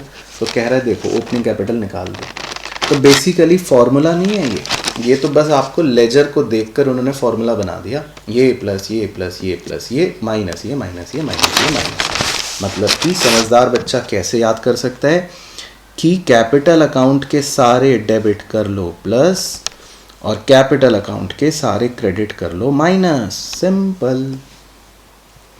और इसी तरह फिक्स्ड कैपिटल सिस्टम में भी, उसमें तो फिक्स्ड कैपिटल सिस्टम के अंदर तो आपको याद है कैपिटल अकाउंट छोटा सा ही हुआ करता था, बस यहीं ख़त्म हो जाता था। अगर आप देखो वो यहीं पे ख़त्म हो जाता था, तो उसमें तो ये दोनों प्लस और ये माइनस बस। तो उसका फॉर्मूला तो इसीलिए छोटा है, ये प्लस ये माइनस ये, ख़त्म, क्योंकि वो अकाउंट ही छोटा सा होता था। तो इसमें भी कॉन्सेप्ट वही चल रहा है, ये प्लस ये यानी डेबिट प्लस, और बस एक ही चीज़ क्रेडिट में थी, क्रेडिट माइनस। तो कैपिटल अकाउंट से ही फॉर्मूले बना लिए। तो ये फॉर्मूलों का इस्तेमाल करके हम निकाल लेंगे ओपनिंग कैपिटल, और ओपनिंग कैपिटल निकाल कर कैसे इंटरेस्ट निकालना है वो ऑलरेडी आपने सीख ही लिया। हेडिंग डालना है आपको, main heading interest on drawings. जैसे लास्ट क्लास में हमने इंटरेस्ट ऑन कैपिटल निकालना सीखा था, उसके एग्जाम्पल्स भी कर लिए थे। तो आज का जो कॉन्सेप्ट रहेगा पूरी क्लास का वो रहेगा इंटरेस्ट ऑन ड्राइंग्स निकालने से रिलेटेड। ठीक है ना, कैसे हम इंटरेस्ट ऑन ड्राइंग्स निकालेंगे। तो पहले कुछ बातें मेरे साथ साथ आप सब बच्चे लिखो, फिर सारी बातें आपको एक साथ सिखाएंगे।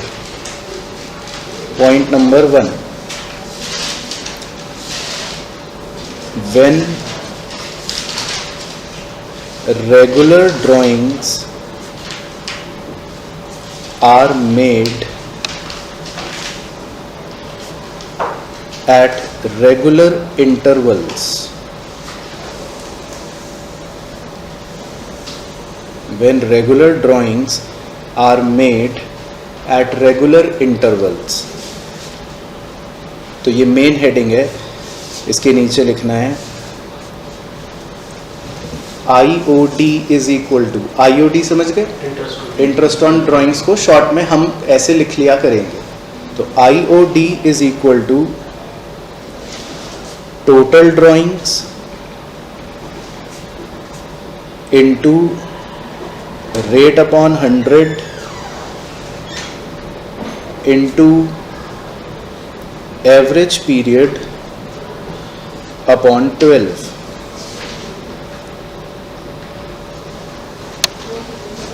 इसमें स्टार डाल के एक दो बातें लिखनी है।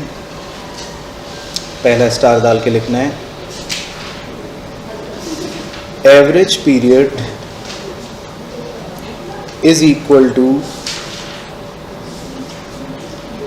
Time left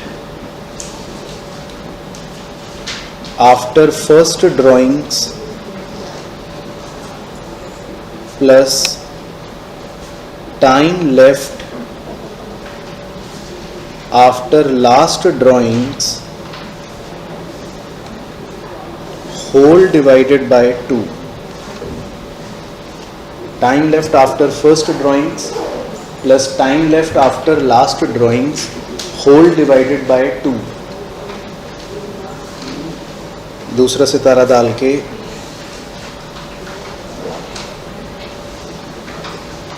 in the formula of IOD, comma, if average period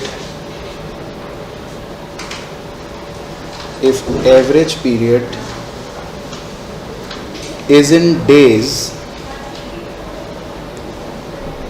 then we will take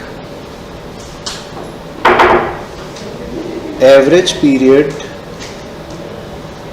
upon 365. If average period is in weeks,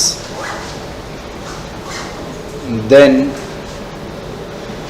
we will take average period upon 52.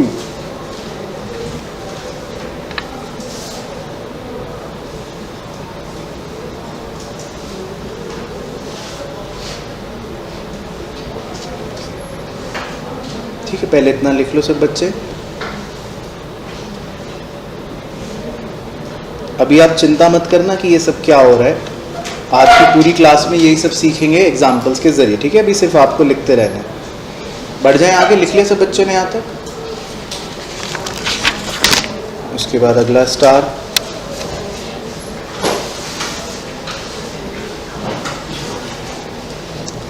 when total drawings are given and a rate is given with per annum, when total drawings are given and rate is given with per annum, then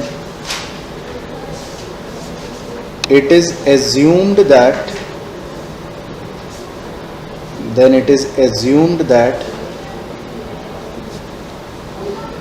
partner has withdrawn the amount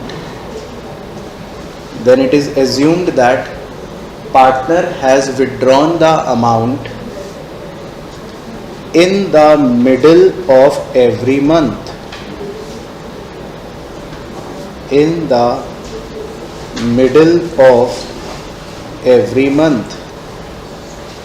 ठीक है, और उसके bracket में आप लिख लेना by CBSE। ये CBSE की एजम्पशन है, आगे सिखाऊंगा सब कुछ।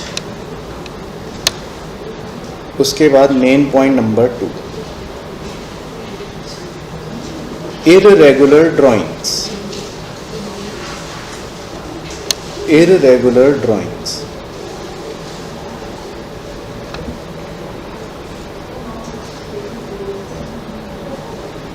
तो इसके नीचे लिखना है formula IOD is equal to total product into rate upon 100 into 1/12। Total product into rate upon 100 into 1/12। बाकी स्टार डाल के लिख लो। If calculations are in days, then take 1/365, or if in weeks, then take 1/52. If calculations are in days, then take 1/365, or if in weeks, then take 1/52। ठीक है, तो conceptual बच्चों जो बातें हैं वो तो यही हैं जो लिखनी है। अब इनको लेकिन समझते समझते और इसी की सारी क्वेश्चन करते करते एग्जाम्पल काफ़ी समय लगेगा, आपको काफ़ी सारी बातें सिखानी पड़ेंगी। तो लिख लिया सब बच्चों ने यहाँ तक सारी बात? ठीक है, तो अब आप सब बच्चे मेरे साथ साथ लिखो एग्जाम्पल नंबर 1।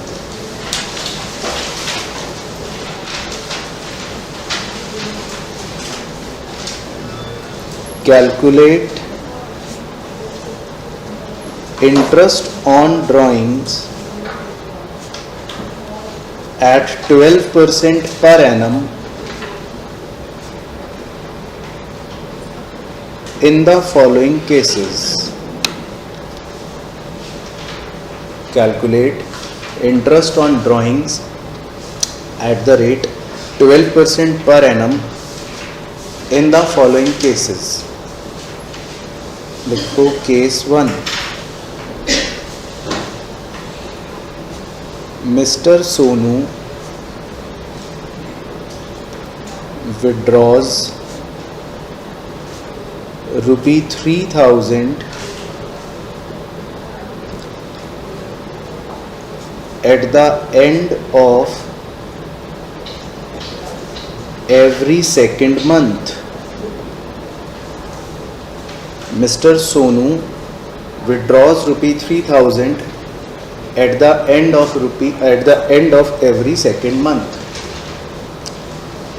चलो, तो अब बच्चों आपको अपना कंसंट्रेशन जो है वो बिल्कुल चरम सीमा पर रखना पड़ेगा, क्योंकि जो बातें मुझे अब आपको सिखानी है वो रट के तो हो नहीं सकती। तो इसीलिए अब आपको बहुत ध्यान से सभी बच्चों को मेरी बात सुननी है। मैं पूरा एक साल बना रहा हूँ पहले तो आपके लिए। एक साल में होते हैं कितने महीने? 12 महीने। एक साल में कितने महीने? 12 महीने। ठीक है, इन 12 महीनों का नाम आप कुछ भी लिख सकते हो। जनवरी, फरवरी, मार्च, अप्रैल, मई, जून, जुलाई, अगस्त, सितंबर, अक्टूबर, नवंबर, दिसंबर, वो भी लिख सकते हो। या अगर फाइनेंशियल ईयर मान रहे हो तो अप्रैल, मार्च, मई, जून, जुलाई, अगस्त, सितंबर, अक्टूबर, नवंबर, दिसंबर, जनवरी, फरवरी, मार्च, कुछ भी मान सकते हो। ठीक है, 12 महीने हो गए टोटल। अब इसमें लिखा है मिस्टर सोनू जो हैं विड्रॉ करते हैं 3000 rupee at the end of every second month, मतलब हर दूसरे महीने के अंत में इन्होंने नियम बना रखा है कि ये 3000 रुपये विड्रॉ करेंगे। तो सबसे पहले सब बच्चे देखना ज़रा। बच्चों, दो तरह के केसेस होते हैं। केस 1 होता है when regular drawings are made at regular interval, मतलब जो व्यक्ति है वो एक ही अमाउंट बार बार निकालता है और वो भी रेगुलर इंटरवल में, तो वो होता है कि regular drawings are made at regular interval. ठीक है ना। तो मैं इस मिस्टर सोनू का आपको चित्र बना के दिखाता हूं, बस आप सिर्फ सुनते रहना ध्यान से। देखो बच्चों, जब पहला महीना खत्म हो गया तो सोनू कुछ नहीं करेगा, लेकिन जब दूसरा महीना खत्म हो गया तो जैसे ही दूसरा महीना खत्म हुआ, मैं यहां हाथ का निशान बना रहा हूं, सोनू क्या करेगा, 3000 रुपये विड्रॉ कर लेगा। ये लिखा है कि सोनू हर दूसरे महीने के अंत में पैसे निकाल लेता है। कितने रुपए निकाल लेता है? 3000 रुपये निकाल लेता है। ठीक है। उसके बाद फिर से तीसरे महीने सोनू कुछ नहीं करेगा, और जैसे ही चौथा महीना यहां खत्म हुआ, सोनू फिर से कितने रुपए निकाल लेगा? 3000 रुपये निकाल लेगा। कहानी समझ आ रही है? उसके बाद पांचवें महीने सोनू कुछ नहीं करेगा, और छठे महीने सोनू फिर से 3000 रुपये निकाल लेगा। तो सोनू ने नियम बना रखा है कि मैं हर दूसरे महीने के अंत में 3-3000 रुपये निकालता रहूंगा। ये कह रहा है सवाल। पहले आपको क्वेश्चन सबको क्लियर हो गया? पहले क्वेश्चन की लैंग्वेज सब बच्चों को क्लियर हो गई? बोलो हाँ। ठीक है। तो ये सोनू की ड्राइंग्स हो गई पूरे साल भर की, ये क्लियर। अब जब हम साल खत्म हो जाता है तो हम यहां पर खड़े होकर सोचते हैं कि भाई सोनू का इंटरेस्ट कितना है। उसने अलग अलग टाइम पर जो ड्राइंग्स करी है, हमें सोनू की इंटरेस्ट ऑन ड्राइंग निकालनी पड़ती है। ठीक है। तो अब पहले आप सब बच्चे सिर्फ देखना है, लिखने की जल्दी किसी को नहीं करनी, कृपया करके हाथ जोड़ के विनती है। इंटरेस्ट ऑन ड्राइंग का यहां से मैं फॉर्मूला रीड कर रहा हूं। इसका फॉर्मूला है total drawings into rate upon 100 into average period upon 12। तो देखो, फॉर्मूले के मुताबिक टोटल ड्राइंग्स कितनी है सोनू की? 3 3 3 3 3 3, यानी कि 18,000। तो इसको बोलते हैं टोटल ड्राइंग्स। क्लियर हो रहा है साथ के साथ? इनटू रेट अपॉन 100, रेट कितना दे रखा है हमें? 12 upon 100 into average period upon 12। अब ये एवरेज पीरियड क्या होता है ये मैं चर्चा करता हूं। एवरेज पीरियड क्या होता है तो सिर्फ आपको देखना है सब बच्चों को ध्यान से। एवरेज पीरियड बच्चों एक ऐसी मजेदार चीज होती है जिसका फॉर्मूला बहुत ही अच्छा है। अब उसको पढ़ते हैं। क्या है?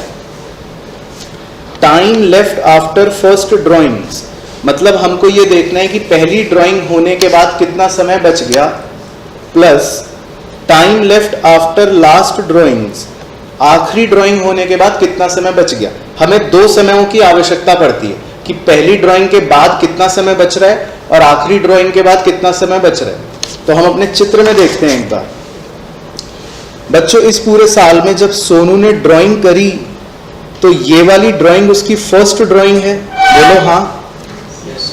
ये वाली ड्राइंग उसकी कौन सी ड्राइंग है? फर्स्ट, फिर सेकंड, फिर थर्ड, फिर फोर्थ, फिर फिफ्थ, और ये वाली ड्राइंग उसकी लास्ट ड्राइंग है। बोलो हाँ। क्लियर? पहले फर्स्ट और लास्ट की पहचान करना सबको आ गया? इसमें किसी को डाउट तो नहीं? तो बच्चों, यहां पे ये आदमी खड़ा है साल के अंत में, तो हमें ये देखना होता है कि पहली ड्राइंग से लेकर इस आदमी तक कितना टाइम लेफ्ट है। तो अगर आप यहां से बिल्कुल इस बिंदु से लेकर इस आदमी के खड़े होने वाले इस बिंदु तक अगर महीनों की गिनती करो, 1 2 3 4 5 6 7 8 9 10, तो 10 महीने लेफ्ट है। बोलो हाँ। ठीक है, तो मैंने अभी 10 लिख लिया।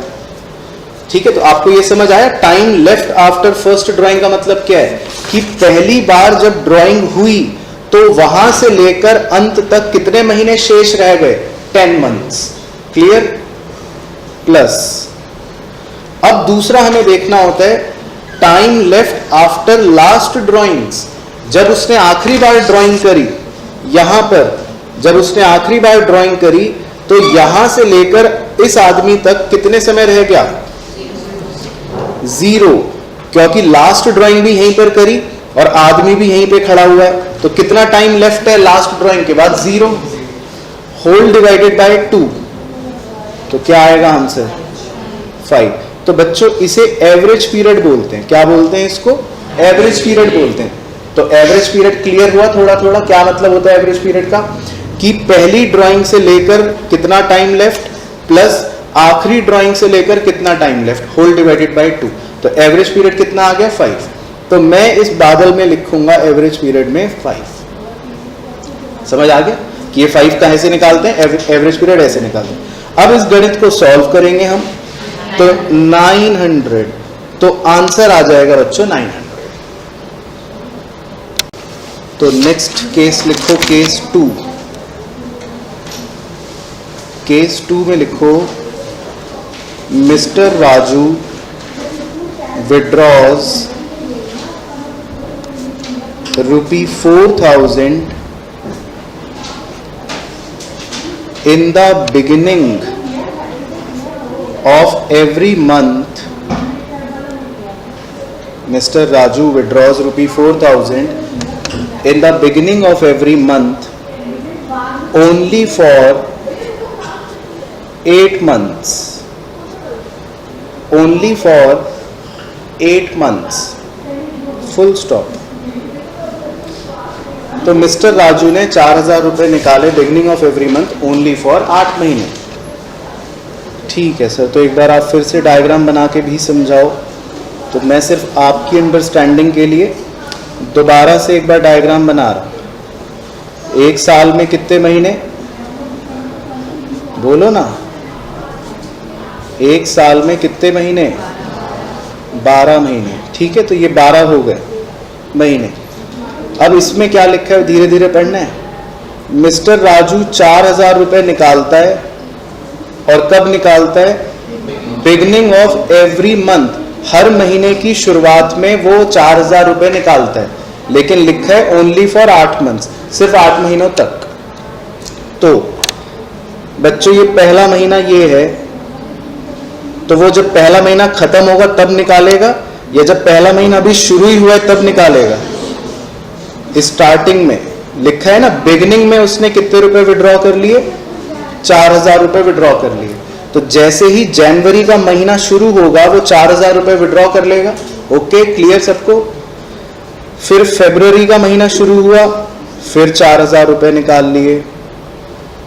फिर मार्च का महीना शुरू हुआ, फिर 4,000 रुपये निकाल लिए।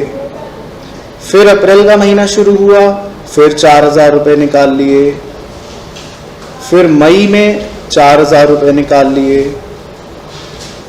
जून में 4,000 रुपये निकाल लिए।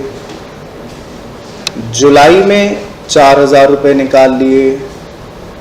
और अगस्त आते ही 4,000 रुपये निकाल लिए। क्या अगस्त के बाद उसने सितंबर, अक्टूबर, नवंबर या दिसंबर में कुछ निकाले पैसे? बोलो जी, नहीं निकाले। क्यों? क्योंकि क्या लिखा है, उसने पैसे सिर्फ कब तक निकाले, शुरू के 8 महीनों तक ही निकाले। किसी को पहले इसमें डाउट? इसमें तो कोई डाउट नहीं है। तो पहली बार उसने जब ड्राइंग करी, इस दिन से लेकर, इस बिंदु से लेकर आदमी तक, इस बिंदु तक, मतलब पहली बार जब ड्राइंग हुई यहां से लेकर इस आदमी तक, अंत तक कितने महीने लेफ्ट हो रहे हैं? 12 मंथ्स लेफ्ट हो रहे हैं। क्लियर? यहां से लेके यहां तक सबको। प्लस लास्ट ड्राइंग कब करी होगी उसने? ये वाली।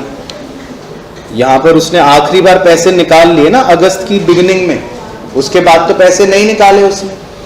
तो इस बिंदी से लेकर इस बिंदी तक आखिरी तक कितना समय लेफ्ट है? 5 मंथ्स। नजर आ रहा है सबको? बटे 2। तो एवरेज पीरियड होगा इस सवाल का 17/2 यानी कि 8.5। ये तो हो गया पहले एवरेज पीरियड। तो किसी को एवरेज पीरियड में तो डाउट नहीं। Time left after first drawing plus time left after last drawing divided by 2। Okay, अब फॉर्मूला, इंटरेस्ट का फॉर्मूला है टोटल ड्राइंग्स। बताओ जरा उसकी टोटल ड्राइंग्स कितनी है?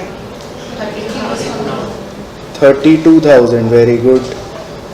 Into rate upon 100 into average period, वो हमने ऊपर से निकाला, अपॉन 12। तो बस मैं 2 हाथ के निशान बना रहा हूं, वो बताना कि आपको समझ आए। 8.5 कैसे आया वो समझ आ गया, और 32,000 कैसे आया वो समझ आ गया। सब बच्चों को क्लियर? तो इसको जब हम सॉल्व करेंगे तो आ जाएगा आंसर 2720। तो केस 3, केस हाँ लास्ट क्लास में, हाँ बस वही हुआ। चलो केस 3 में लिखो, ये आपको सॉल्व करना है, ट्राई करना। Mister Shyam withdraws ₹2,000 in the beginning of every second month only for 8 months and then ₹3,000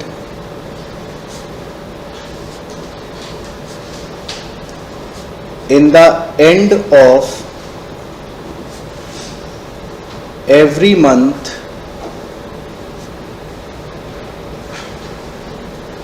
for next 4 months।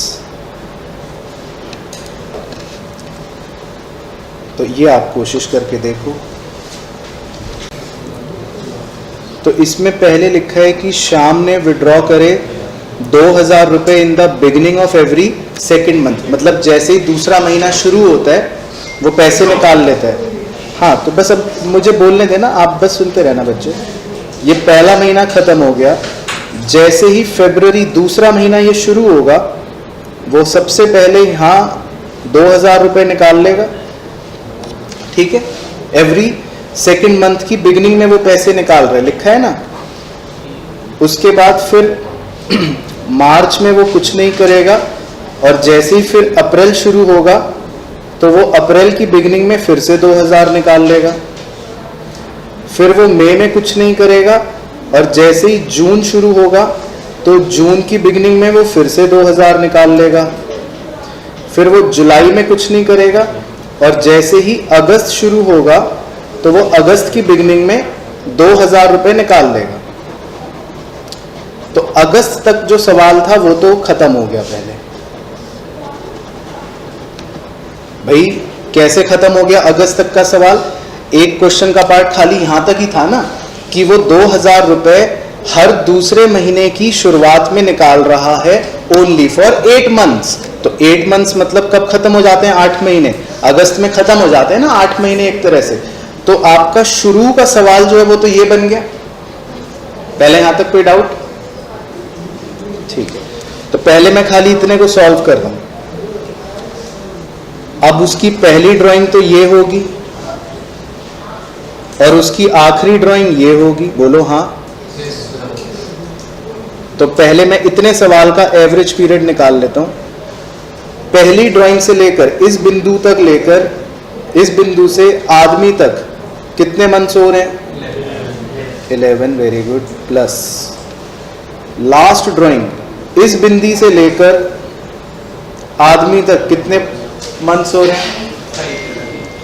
बोलो, इस बिंदी से लेकर आदमी तक कितने 5/2 यानी कि 16/2 यानी कि 8।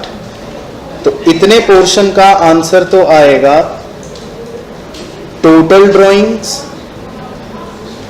Into rate upon 100 into average period upon 12।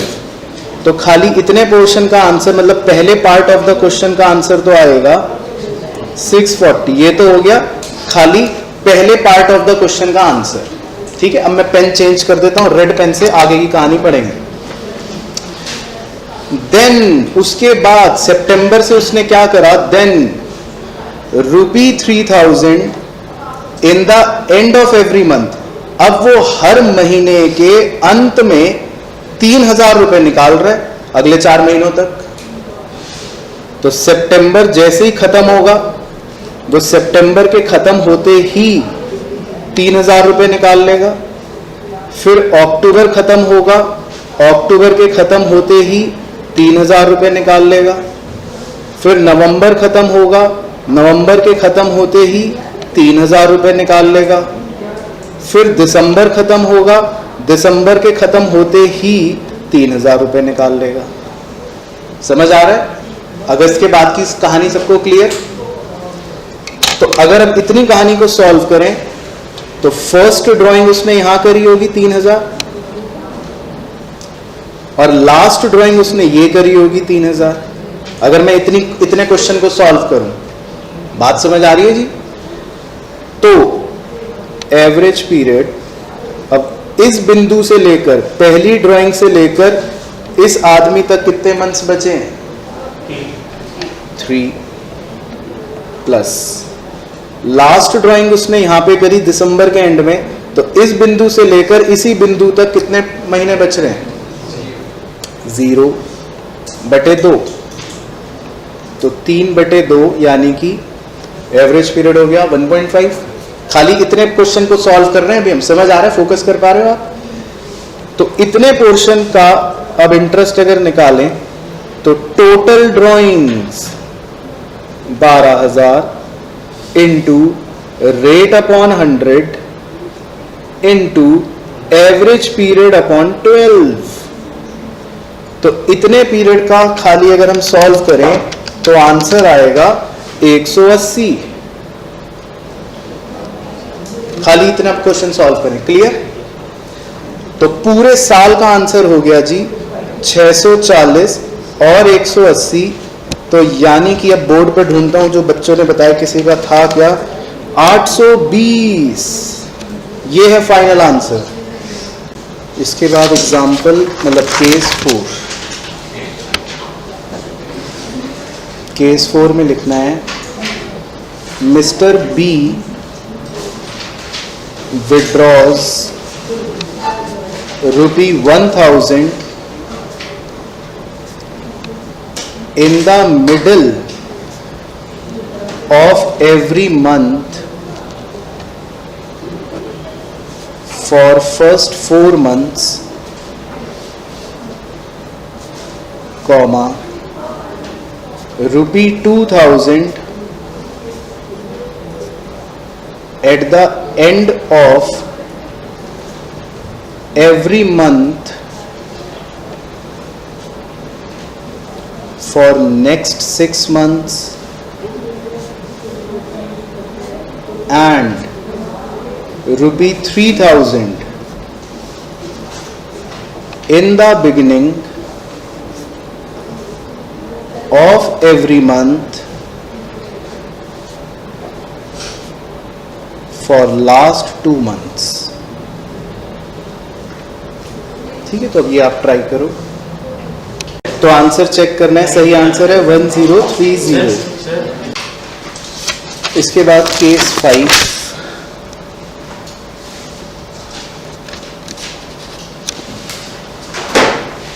Mister R withdraws ₹500 in the beginning of every week for first 3 months, comma, rupee 2000 in the end of every quarter for next 6 months, and rupee 1000 in the middle of every month for last 3 months. ठीक है ना, तो इसमें आप try करिए। Correct answer है 915। देखो पूरे एक साल में कितने वीक्स होते हैं? टोटल 52 वीक्स होते हैं। तो शुरू के 3 महीनों में कितने वीक्स हो गए? 13 वीक्स हो गए। अगर बच्चों पूरे साल में 52 वीक्स होते हैं तो शुरू के 3 मंथ्स में कितने वीक्स होंगे? 13 वीक्स। अब लिखा है वो हर हफ्ते, देखो मैंने 13 हफ्ते बनाए हैं, ये 1 2 3 4 5 6 7 8 9 10 11 12 13 हफ्ते बनाए हैं। वो हर हफ्ते की बिगिनिंग में 500 रुपए ड्रॉ कर रहा है। तो पहली ड्राइंग उसने यहां पर करी होगी। क्लियर? गिनो, 1 हफ्ता, 2 हफ्ते, 3 4 5 6 7 8 9 10 11 12 और 13। अरे पूरे साल में होते हैं 52 हफ्ते। तो 52 में अगर 3 महीनों को अलग कर लूं, यानी डिवाइड बाय 4 कर लूं, तो हर 3 महीनों में कितने हफ्ते आ जाएंगे? 13 हफ्ते, 13 हफ्ते, 13 हफ्ते, 13 हफ्ते। तो मैंने ऐसे पता लगाया कि शुरू के फर्स्ट 3 मंथ्स में कितने वीक्स होते हैं? 13 वीक्स होते हैं। भाई पहले तो ये बेसिक गणित में कईयों को डाउट हो रहा होगा, लेकिन अब वो क्लियर हो गया। अगर पूरे साल में अगर 12 महीनों में 52 वीक्स होते हैं तो 3 मंथ्स में कितने वीक्स होते हैं? 13 वीक्स। क्लियर? तो आपका एवरेज पीरियड जो है वो वीक्स में अगर हम काउंट करेंगे तो फर्स्ट ड्राइंग के बाद तो पूरे के पूरे 52 वीक्स बचे, प्लस जो उसने लास्ट ड्राइंग करी यहां पर, उसके बाद देखो कितने वीक्स बचे हैं। 1 वीक तो ये बचा हुआ है अभी भी, और बचे हुए 39 वीक्स बाकी 9 महीनों के बचे हुए हैं। तो time left after last drawing बचा हुआ है 40 वीक्स। तो वो आ गया एवरेज पीरियड 46। तो फॉर्मूले लगाने के दौरान आपको 46/52 लिखना पड़ेगा। तो एक बार और बच्चा कह रहा है, तो उसने आखिरी वीक में यहां पे ड्राइंग करी होगी, ये क्लियर? तो इस पॉइंट ऑफ टाइम से हमको वीक्स काउंट करने। तो 1 वीक तो ये बचा हुआ, और यहां से लेके साल के अंत तक टोटल 39 वीक्स तो होंगे ही होंगे, क्योंकि पूरे साल में अगर 52 वीक्स हैं, 13 वीक तो ये हो गए, तो इसके बाद कितने बचे? 39 वीक। तो इस पॉइंट ऑफ टाइम से अगर आप देखोगे कि कितने वीक्स बचे हुए, तो 1 वीक दिस और 39 वीक्स मोर, तो total 40 weeks left after last drawings. तो एवरेज पीरियड आएगा 46। बाकी सेकंड पार्ट में लिखा था हर क्वार्टर के एंड में उसने 2000 रुपए विड्रॉ करे। क्वार्टर होता है बच्चों 3 महीने का, ये तो आपको पता ही है। तो हर क्वार्टर के अंत में 2000 रुपए उसने विड्रॉ करे, तो उसका आंसर आएगा 180।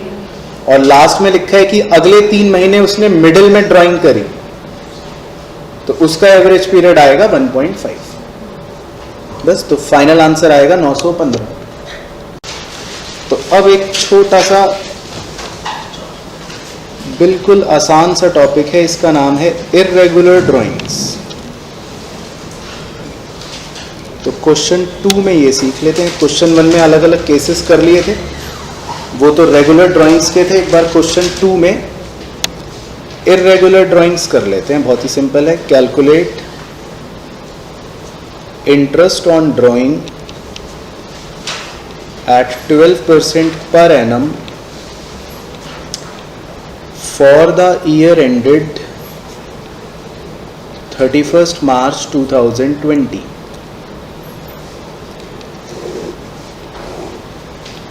ठीक है, इसमें आपको एक टैबुलर फॉर्मेट दे रखा है और उसमें आपको दो हेडिंग्स दे रखी हैं। पहली हेडिंग है डेट और दूसरी हेडिंग है अमाउंट। ये अमाउंट जो है ये विड्रॉन है, मतलब ये ड्राइंग्स दे रखी हैं आपको।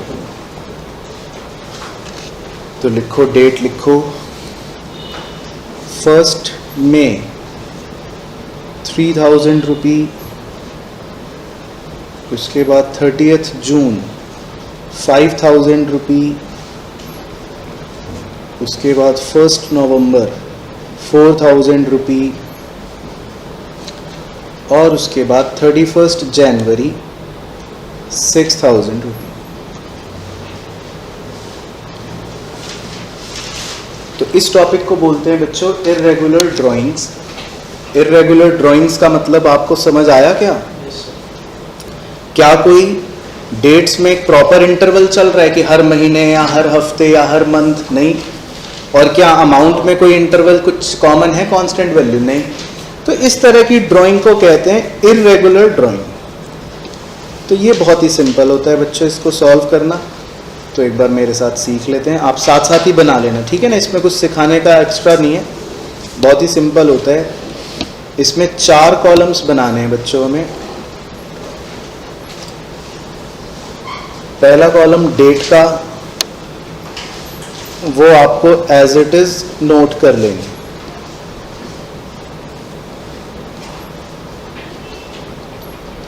फर्स्ट में 30 जून, 1 नवंबर और 31 जैन।